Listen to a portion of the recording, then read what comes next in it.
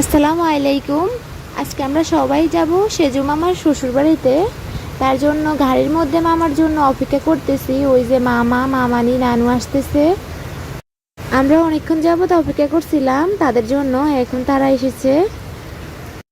সেজু মামার শ্বশুর বাড়ি যাওয়ার আগে সানজিদাদের বাড়ি পড়ে, তো আমি দেরি না করে আমাদের বাড়িটি দেখতে আসলাম।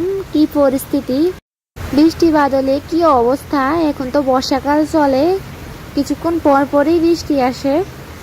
এই যে আমাদের বাড়ির কি পরিস্থিতি দেখেন, অনেকদিন পর দেখতে আসলাম। বাড়িটির কাজ এই পর্যন্তই করে রাখছে, ইনশাল্লাহ পরবর্তীতে আবারও কাজ ধরবে। বর্ষাকালে বৃষ্টির ধরন বোঝা যায় না, এই খরা আবার কিছুক্ষণ পর বৃষ্টি নেমে যায়। প্রায় 2 মাস পর বাড়িটি দেখতে আসলাম।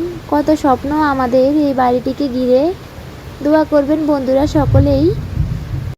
আমাদের মোট 4টি বেডরুম আর একটি বিশাল বড় ড্রয়িং রুম আর একটি কিচেন রুম, 2টি বাথরুম। এই যে এটাও একটি থাকার বেডরুম। আমাদের বাড়ির চারপাশে বাগান, সামনে রাস্তা, খোলামেলাই পরিবেশ। আমার ভীষণ ভালো লাগে গাছপালা। এই যে আপনাদেরকে এখন আমাদের রান্নাঘরটি দেখাবো।